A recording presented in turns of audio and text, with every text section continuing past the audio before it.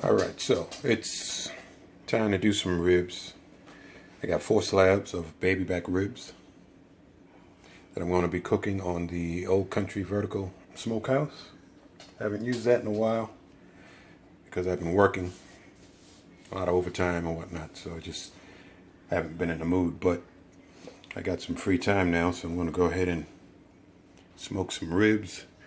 I want to do smoke this meatloaf here. I only bought this because it is on sale. Normally I just get some ground beef and make my own meatloaf. This one has beef, veal, pork. So we'll give that a try. And I'll throw some chicken legs on there. And get all those smoked for later on. I'm giving these ribs away to some friends. And the meatloaf is going to be for me and some of the chicken. I'll also show you guys what I'm going to do, what modification I'm doing with the smoker. It's not really a modification, it's an addition. The modification I want to do will come later. So I'm going to go ahead and get these prepped, put the dry rub on it, and then get these ready for the smoker.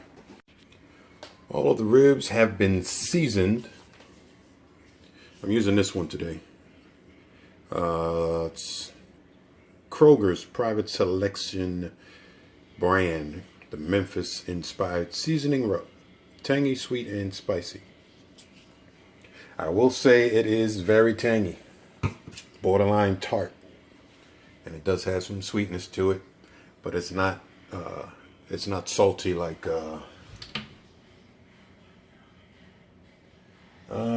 there was another one I had that was like really salty. So I got them all seasoned up. I was going to use some on the chicken, but I used the whole bottle for the 4 slabs of baby back ribs. And I'm going to go ahead and put my own rub on the chicken and shape up the meatloaf and get these ready for the smoker. The membrane has been peeled off the back. I didn't really need to trim off any fat on any of these ribs. There wasn't that much. So these are all pretty much going on the smoker as is. Alright, it's the next day. It's time to get the Old Country vertical smoker going. I haven't used it in a while, so I had to go in there and clean everything out again, re-season it a little bit. It wasn't too bad, but you know. So I have my charcoals going. And here's what I'm going to be using. I'm going to use a charcoal basket. Got this off of Amazon. It's the Oklahoma Joe's charcoal basket. Universal, fits most brands. My other options was to get one of those $70, $80 charcoal baskets or make my own. And then I saw this thing and I said, well, I'll give this one a try because it's just the right size. It's not too expensive. This one was $39 and change on Amazon. Free shipping if you have Amazon Prime.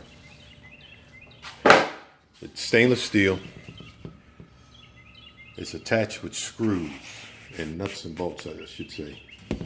So you have, I think 16, all these panels, they all come off.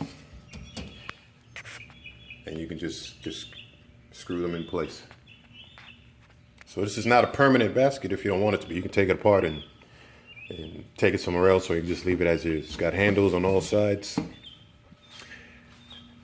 And it's gonna sit in here like such. This is where I normally keep my fire anyway. I have it on like one side, and then I use the open side to warm up some more logs. But my reason for doing the charcoal basket is I want to do long cooks on this smoker. I do have my Weber Smoky Mountain that I do my long cooks on, like for brisket and pulled pork. But it's too small to do, you know, a lot of meat. I could probably do like 2 pulled porks on it. 1 brisket is the most I put on there. I don't use the bottom rack on my Weber Smoky Mountain because it's too close to the fire, I think. And the last time I tried it, things got cooked a little bit quicker than I would have liked. So I want to use the top rack on my Weber. So I'm going to try this charcoal basket. See how it does, how long I can go without having to add fuel. Because if I try to do a brisket on this, I will be going through a lot of wood. Which, by the way, if you notice from my last videos, there is no wood right there.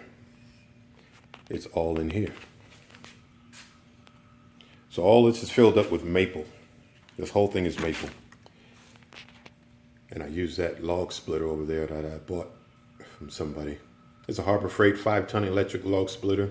So if you're looking for something to split your logs, I highly recommend it. I had no problems with it. And I cut a whole lot of logs. Anyway, so I'm gonna fill this basket up.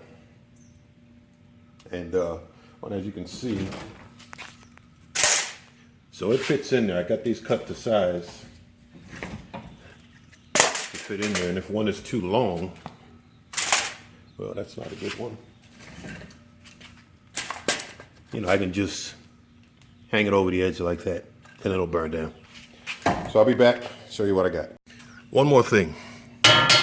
This grate does not have enough holes, I should say, or opening cutouts in this this grate.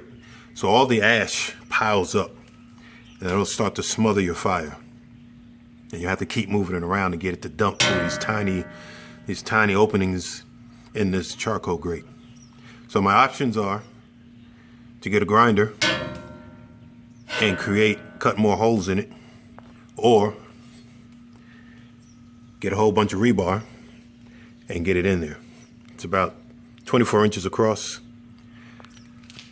So I got this 2-foot long rebar to test it out. And it's just a little bit too long. I have to shave off some off the end. But I probably need at least 10 pieces of rebar to go inside of there if I do that. All right, stay tuned. All right, the basket is in. It's pretty loaded. I got charcoal briquettes on the bottom. And then I got the hardwood lump charcoal on top. And in my chimney, I had just charcoal briquettes, and I got a maple log in there, split. Had a lot of stringy pieces on it, and so it's catching pretty good. And I have that's a piece of hickory in there. I'm gonna leave in there to warm up, just in case. But hopefully I won't need to add anything else to this. So I'm gonna go ahead and close it up. Probably close the vents down because it's flaming pretty good. And then you can see the temperatures are already starting to come up. All right, we're at about 250 on the top and about 275 on the bottom. All that's going to even out once the fire settles in. I'm going to go ahead and put these ribs on there, and the chicken and the meatloaf. And then we'll come back and take a look at that. So we have all the meat is on.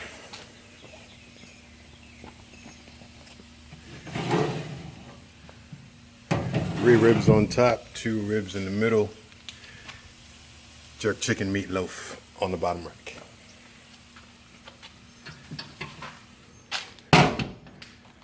Temps have dropped because I had the door open for a while putting the chicken on. And we'll see. we'll see how it goes. It is 9:37 right now. I'm gonna go outside and do some other stuff in the backyard and come back in an hour and see what's going on.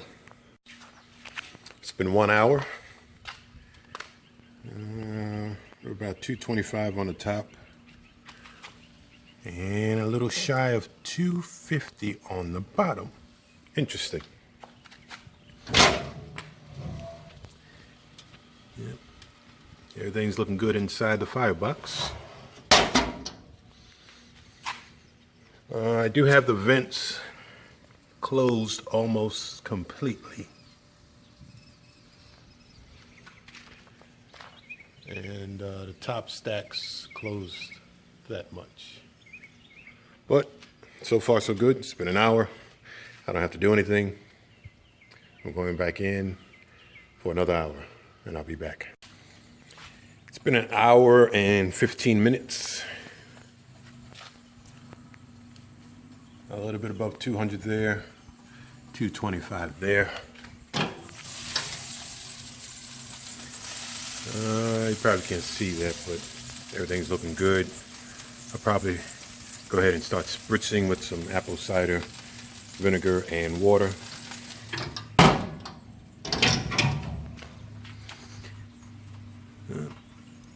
Firebox is still got a good bit of coals in there. All right. Vent still closed. That much. All right, be back. We are at hour number 4. And yes, I did have to add another stick. Probably about 30 minutes ago. And prior to that, I put in 2 little small ones. Probably about that big, that size. But nothing too major. You probably can't see that. I'll show it to you guys later.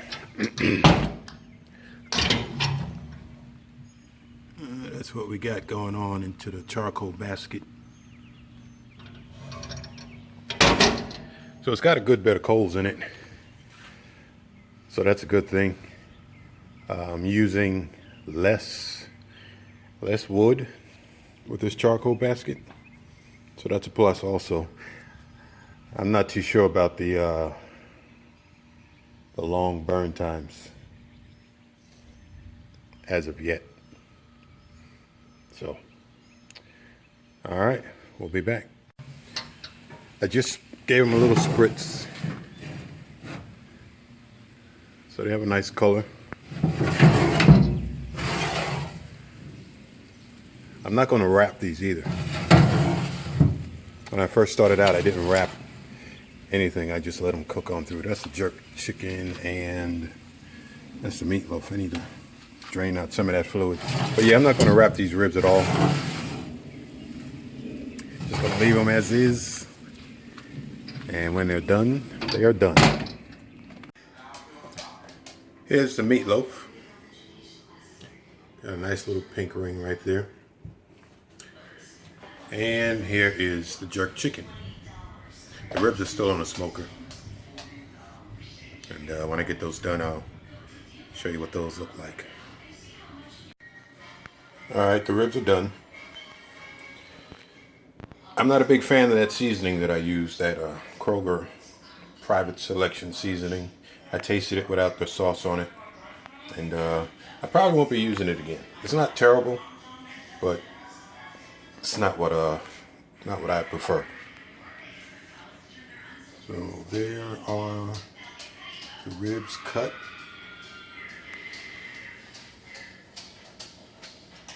And I'm going to sauce and cut these 2 here.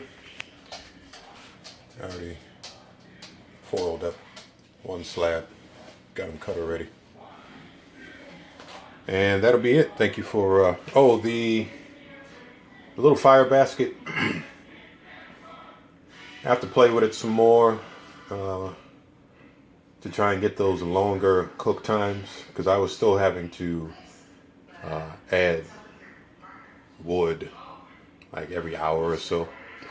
Not like before, it was probably 45 minutes. Well, I'd have to add something, but I still did have to add. So, you know, I wouldn't be able to take a nap for like 2 or 3 hours the way it is now. So I want to work with it a little bit more and see if I need to add more wood and charcoal in the beginning or add more throughout. I don't know, but we'll see. All right, thank you.